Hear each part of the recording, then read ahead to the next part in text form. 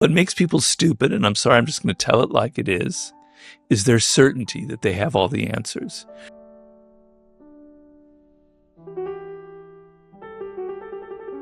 The stupidest people are always the ones who think they have the right answers. Yeah.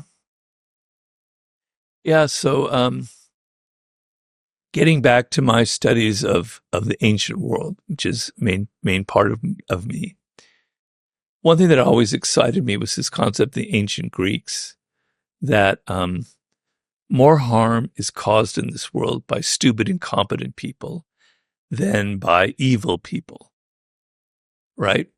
And there's a word in Greek called phronesis, which is a form of wisdom, to use your title here, but it's a form of practical wisdom to be able to get things done, to navigate through life, navigate through people, to be balanced and get things done.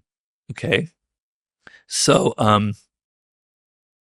what makes people stupid, and right now we have a lot of stupid people in this world. There always have been stupid people, but because there are more people on the planet, exponentially, there are more stupid people on the planet. What makes people stupid, and I'm sorry, I'm just going to tell it like it is their certainty that they have all the answers. This is what's going on with our government. This is what's wrong, with